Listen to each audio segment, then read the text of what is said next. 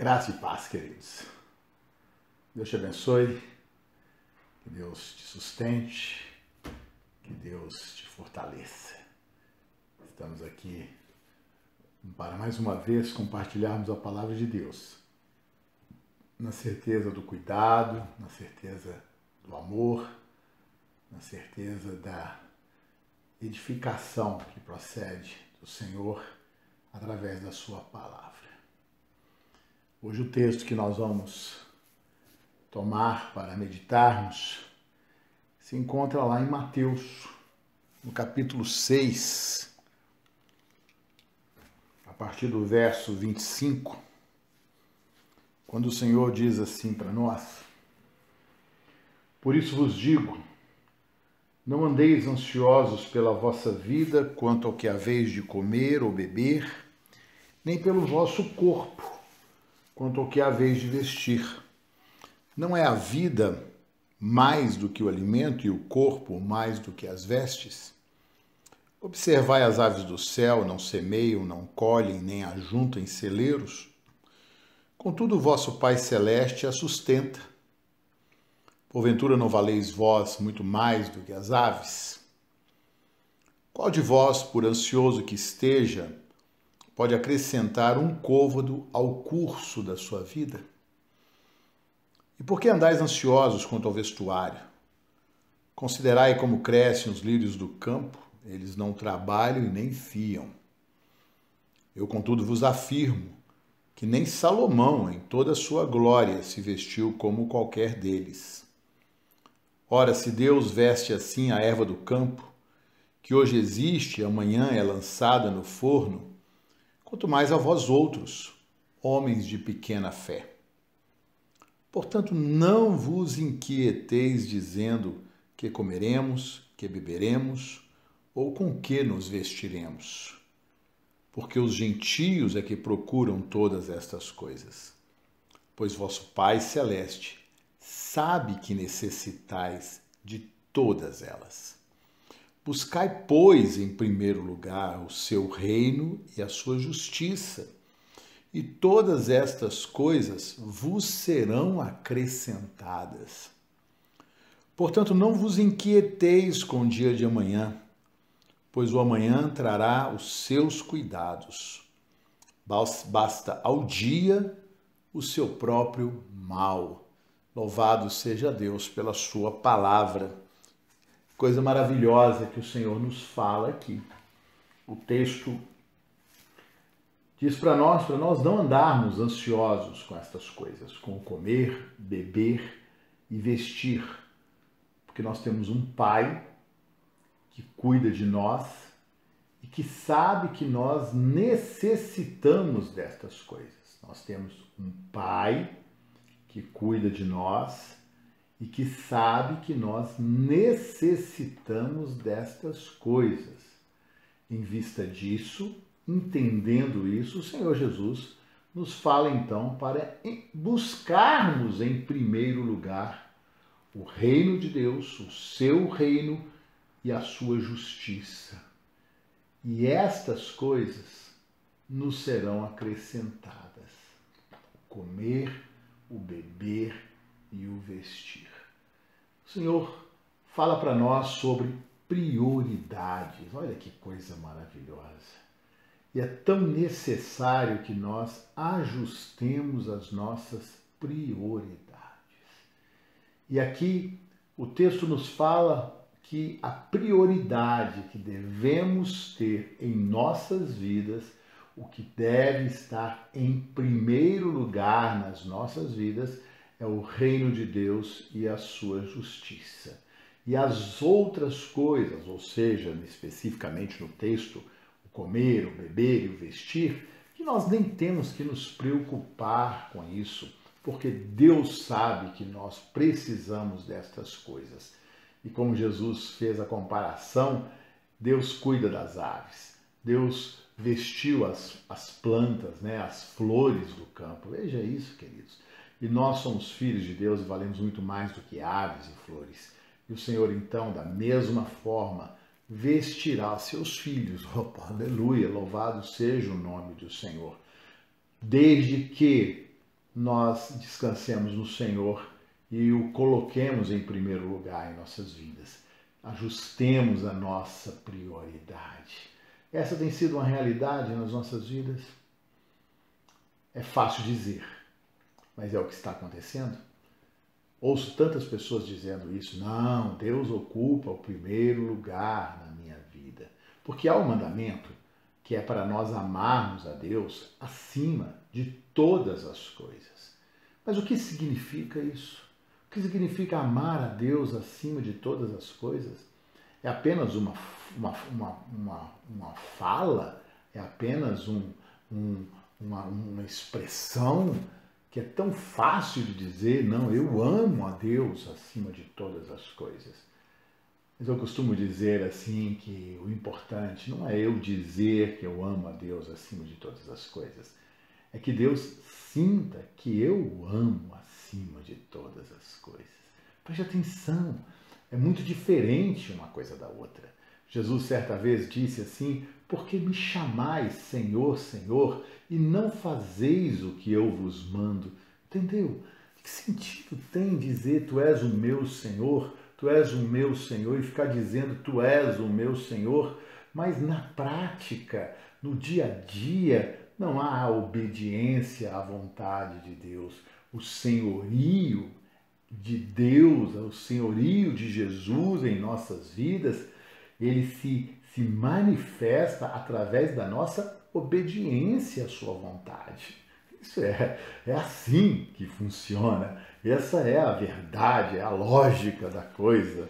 Por isso que Jesus fala que não tem sentido nenhum você ficar dizendo Senhor, Senhor e não tê-lo como Senhor a partir da sua obediência, né, da sua atitude, dessa confissão que traz realidade a essa confissão na sua vida.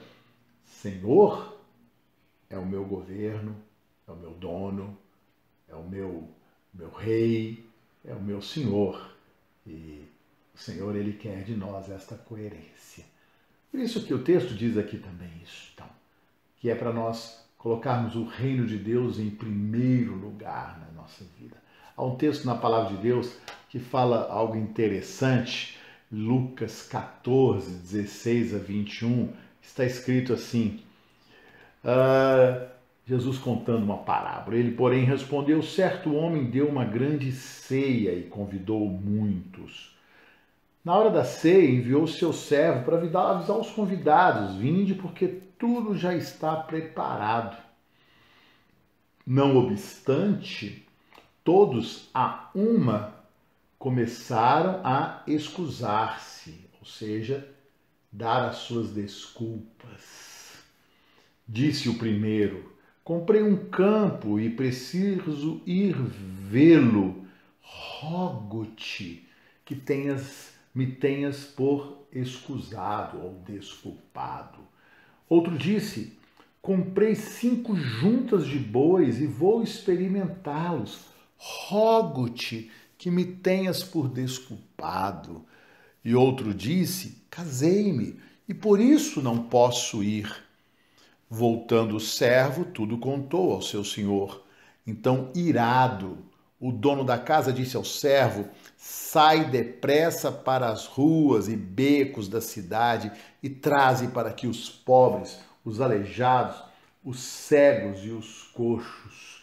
Uau! Aqui esse texto fala algo muito importante para nós. Preste atenção nisso, porque isso é tão comum. Isso é um jeito, né, que a gente trata Deus. E aqui, obviamente, essa parábola, o Senhor Jesus está falando acerca do Senhor, acerca do Pai. E ele está dizendo aqui sobre essa atitude enganosa, que a gente engana a si mesmo tantas vezes, pedindo desculpas, não é? Ô Senhor, me perdoa porque eu não tenho tempo para o Senhor. Ô Senhor, me perdoa porque o Senhor sabe que eu trabalho tanto.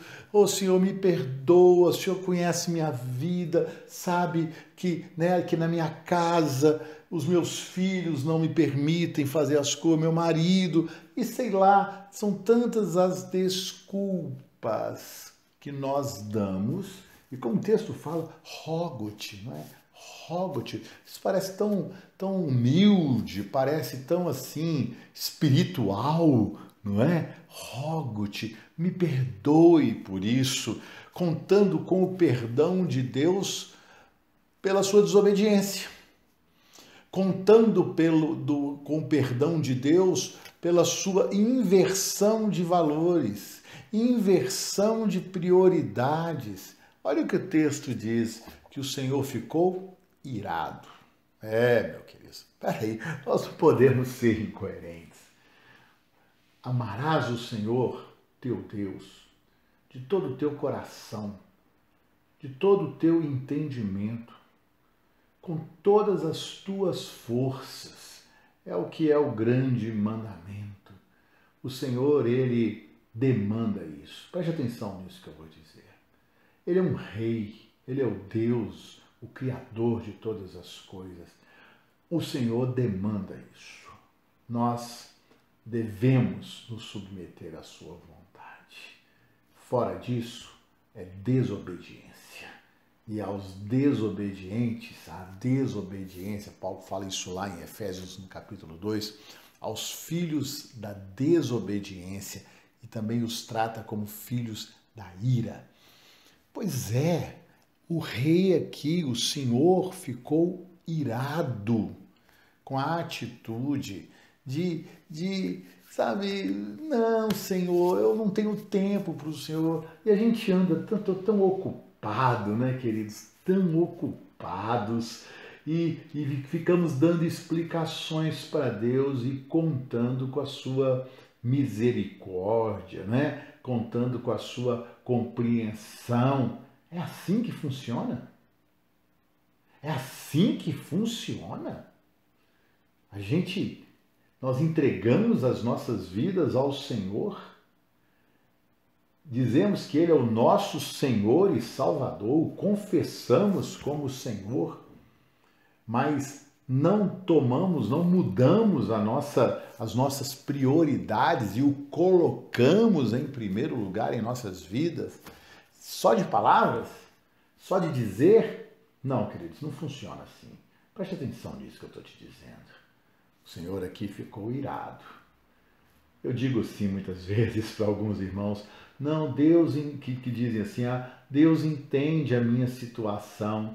E eu digo para ele, realmente Deus entende a sua situação. Deus entende que você não o coloca em primeiro lugar, você entende que você coloca o mundo em primeiro lugar na sua vida, as coisas do mundo em primeiro lugar, que continua assim a sua vida com as coisas do mundo em primeiro lugar. Ele te entende perfeitamente e por isso ele não te abençoa.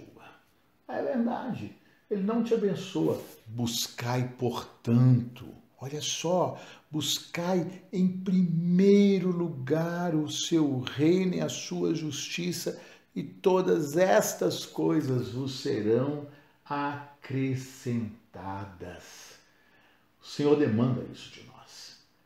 A nossa entrega de vida nas mãos do Senhor, para que Ele seja o nosso dono, o governo da nossa vida, requer obediência e submissão.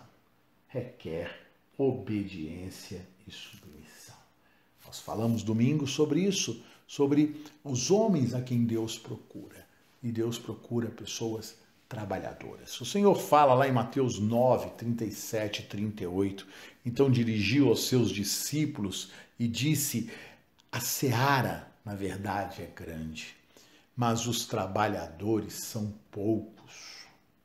Sabe por quê? Porque estão trabalhando para outras coisas, estão trabalhando na outra seara, vamos assim dizer, estão ocupados demais com as coisas do mundo, ocupados demais, que não arrumam tempo para o serviço do reino.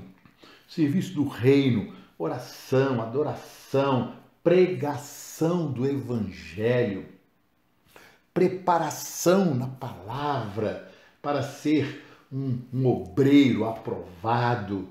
Sabe, são essas coisas que nós temos que que trazer para a nossa vida para que possamos ser instrumentos nas mãos do Senhor. Esse tem que ser o nosso desejo, buscar em primeiro lugar o reino do Senhor, o reino, o seu governo, que isso esteja bem ajustado em nossas vidas, não em palavras, mas em atitudes, em prática de vida, em renúncia às coisas do mundo, em realmente abrir espaços em nossa vida e alargá-los o quanto mais melhor para o Senhor, para os interesses do nosso Rei, os interesses do nosso dono, os interesses do nosso Pai. É isso que nós temos que fazer. É isso que o Senhor demanda de nós. Que nós nos apresentemos ao Senhor dizendo: eis-me aqui, Senhor, o que eu tenho para fazer, me diga o que o Senhor quer que eu faça. Senhor, me capacite para a tua obra, encha-me do teu Espírito, Senhor, para que eu possa ser um instrumento poderoso nas tuas mãos. Oh, glória a Deus! É o que o Senhor espera de nós, que nos apresentemos a Ele. Sabe, queridos, eu quero dizer uma coisa que é muito dita no nosso meio, na palavra de Deus. Preste atenção nisso. Deus só chamou pessoas ocupadas. Deus gosta de gente ocupada. Deus gosta de gente trabalhadora, gente que não nega fogo, vamos dizer assim, não é? Gente que pega e faz as coisas, porque são esses que Ele quer para a sua obra, para poder realmente aplicar na sua obra a mesma dedicação que aplicam nas outras coisas.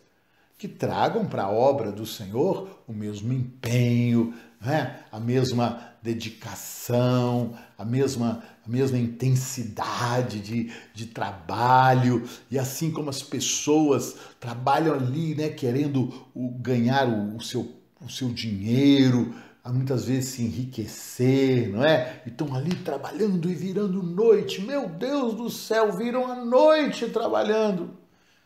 Para depois, no final desse dia tão exaustivo, virar para Deus e dizer: me perdoa, Senhor, me perdoa, como se isso resolvesse. Resolveu o quê, querido? Resolveu o quê, querido? Que fruto você tem? O perdão vai gerar fruto na sua vida? Mas não.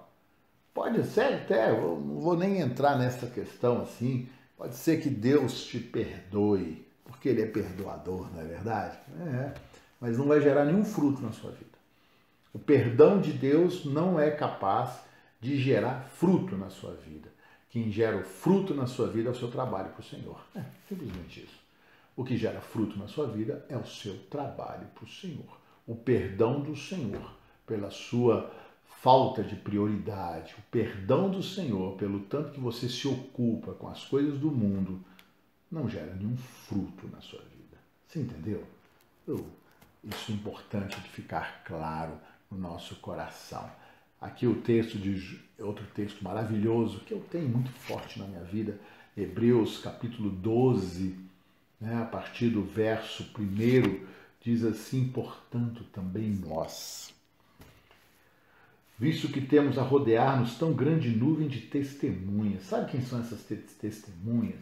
São pessoas que eram tão ocupadas como nós somos, como qualquer um de nós é. Era tão ocupada, era a mesma coisa, eram trabalhadores, era gente assim que Deus chamou e que essas pessoas deram frutos para o reino, sabe? Trabalharam na obra do Senhor, se desdobraram. Muitas vezes tem que se desdobrar mesmo, meu irmão, tem que se desdobrar mesmo.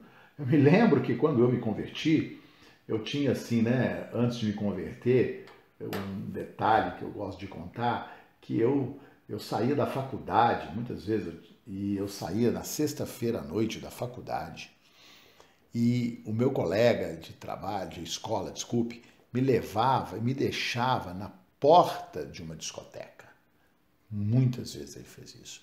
Me deixou na porta da discoteca e ele levava o meu material para a casa dele. E sabe o que acontecia de manhã? ele passava lá na porta da discoteca, eu virava à noite naquele lugar e me levava para a faculdade. Aí de tarde eu chegava em casa. Quantas vezes eu fiz isso? Quantas vezes? Eu não passei a noite na minha casa, passei a noite na discoteca, lá bebendo, dançando e fazendo essas coisas todas. Quando eu me converti, o Senhor ele é maravilhoso, o Senhor ele é digno, ele é digno. Certa vez ele virou para mim e falou isso. Você se dedicava tanto àquelas coisas. E para mim? Esse mesmo colega que me deixou na porta da discoteca, ele passou a me deixar na porta da igreja. Porque, como assim, um sacrifício ao Senhor, uma forma de também eu me expressar a Deus, dizer, Senhor, se eu fiz isso para o mundo, para o Senhor eu faço mais. É verdade. Se eu fui capaz de fazer isso para o mundo, sabe? Se você era capaz, meu irmão, minha irmã, de quando você não era cristão, de virar, né, o carnaval e pulava e fazia e virava à noite, aquela coisa toda. Hoje que é cristão, vai se falar em uma vigília de oração, vai se falar, né, no buscar o Pai, tudo assim cansado, né? Não tinha cansaço para essas coisas não, mas para Deus cansa fácil. Para Deus, Deus entende. Ah, meu rei amado, Deus entende, eu digo Deus entende. Deus entende que para o capeta você se dedicava mais do que para ele. Falando rasgado aqui, né, falando abertamente, me perdoe aí se isso, né, parece inconveniente, não sei como você vai entender isso, mas falando abertamente é isso, não é? A gente se dedicava mais às coisas do mundo do que se dedica às coisas de Deus. E ainda diz que ele está em primeiro lugar na nossa vida. Incoerência. Essas coisas não passam. O Senhor, ele está vendo isso. Ele está vendo, gente. O Senhor está vendo a nossa verdade. A nossa verdade que sobe até ele.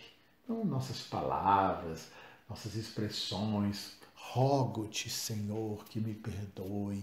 Rogo-te que me tenha por desculpado, porque eu comprei um campo e eu não posso atender o teu convite, não posso obedecer à tua vontade, não tenho tempo para o Senhor, porque eu estou muito ocupado, eu tenho que trabalhar, eu tenho que estudar, eu tenho tanta coisa para fazer. Pois é, meu irmão, dá seu jeito. Dá seu jeito, dá para dar um jeito, sabe? De no trabalho servir ao Senhor, de na escola servir ao Senhor, de onde quer que você esteja, você orar e dizer ao Senhor, Senhor, eis-me aqui, estou aqui nesse lugar trabalhando, este é o meu emprego, há tantas pessoas aqui neste lugar, Senhor, me usa, Pai, me usa, Senhor, neste lugar, como um instrumento para a pregação da tua palavra, para a manifestação do teu reino. Me usa aqui no meu trabalho, Pai. Meu irmão, você está lá no seu trabalho. Olha o tanto de gente que está lá no trabalho. Olha que tanto de gente que você tem a oportunidade de, através de relacionamentos, através do seu testemunho, pregar o Evangelho, ganhá-los para o Senhor, tirá-los das mãos de Satanás. É verdade, Colossenses 1,13 diz isso, ele nos libertou do império das trevas e nos transportou para o reino do Filho do seu amor. Olha quantos colegas você tem ali na sua faculdade. Não tem tempo, é uma correria, chega na faculdade, do trabalho. Ora, pede a Deus estratégia. Pede a Deus o como, não levar um folheto. Eu me lembro quando eu fiz faculdade, o tanto que eu pregava o Evangelho depois que eu me converti, porque eu me converti, eu já estava fazendo a faculdade, me converti em 80, eu já estava no 3º ano de faculdade. Então, assim, o quanto que eu preguei o Evangelho naquela faculdade, o quanto que eu preguei o Evangelho nos lugares por onde eu passei trabalhando. Irmãos, É uma questão, sabe de quê? Prioridade. Prioridade. Entendeu? Coerência. Buscai em primeiro lugar o reino de Deus e a sua justiça. Queridos, o Senhor, Ele está pronto para te abençoar. O Senhor está pronto para te usar. O Senhor te vê naquele lugar, lá no seu trabalho, na sua escola, nesses lugares que você diz que tomam o seu tempo. O tempo não é seu, querido, é do Senhor. O trabalho Ele te colocou ali porque Ele te quer ali com algum propósito. Aquela escola onde você está, Ele te quer ali com algum propósito. Comece a pensar assim. É assim que pensa aquele que coloca Deus em primeiro lugar. Aquele que coloca os interesses de Deus acima dos seus próprios interesses. Estou ali, então, Senhor, qual é o teu propósito para mim nesse lugar, nessa escola, nesse lugar de trabalho, onde o Senhor te colocar? O Senhor quer te usar. A mente daquele que coloca o reino de Deus em primeiro lugar é essa. Senhor, qual é a tua vontade para mim, onde quer que eu esteja? Em nome de Jesus, que essa seja a sua atitude. E se não for, mude. Coloque isso diante do Senhor. Comece a orar assim. Senhor, me usa. Senhor, me usa. Eu tenho que trabalhar. Então me usa lá. Eu tenho que estudar. Então me usa lá. Porque eu quero ser em todo lugar onde eu estiver. Não é? Como o Senhor disse, aonde você colocar a planta dos seus pés, eu te darei por herança. Que oração boa. Senhor, dá-me essas pessoas do meu trabalho como herança. Senhor, dá-me os meus colegas de escola como herança. Comece a orar por eles. Comece a clamar ao Senhor por aquelas por oportunidades para você pregar o evangelho ali onde você trabalha, onde você estuda, onde quer que você esteja. Esta é a cabeça, a mente, né? O jeito de pensar, de agir daqueles que colocam o Senhor em primeiro lugar nas suas vidas. Os trabalhadores para o reino. Você é essa pessoa. Você é essa pessoa. Toma posição. Você é essa pessoa. Louvado seja Deus. O Senhor te chamou. O Senhor te salvou. Aleluia. O Senhor te chamou para isso, queridos. Para isso. Então é uma questão de posicionamento. E que Deus te abençoe. Que Deus te dê graça e que essa possa ser a realidade da sua vida. Em nome de Jesus. Meu Pai Celestial, em nome de Jesus, eu abençoo os meus irmãos. Abençoo estes que estão nos ouvindo agora, Senhor. Que essa palavra possa verdadeiramente tocar os seus corações. Ali, Senhor, gerar aquele incômodo. O texto lá de Hebreus 12, Pai, que nós nem acabamos de ler e que diz: desembaraçando-nos de todo peso e pecado que tenazmente nos assediam, corramos a carreira que nos está proposta. Sim, Senhor, ajuda os teus filhos a se desembaraçarem de tantos embaraços que o mundo coloca em nossas vidas, de prioridades erradas. Ah, Senhor, que tua palavra seja vivificada em cada coração. Buscai em primeiro lugar. Buscai em primeiro lugar. Buscai em primeiro lugar o reino de Deus e a sua justiça. Buscai em primeiro lugar. Fala nos nossos corações. Lembra-nos disso sempre, Senhor, em todos os momentos, que o Senhor é o primeiro em nossas vidas e que a Ti devemos honra, glória, adoração e serviço para a glória do Teu nome e o crescimento do Teu reino, em nome de Jesus. Amém? Amém. Que Deus te abençoe. Que você possa então, se foi abençoado por essa palavra, mandar para frente, né?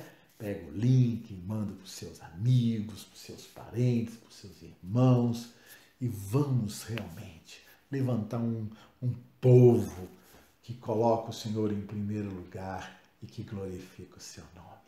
Em nome de Jesus, Deus te abençoe.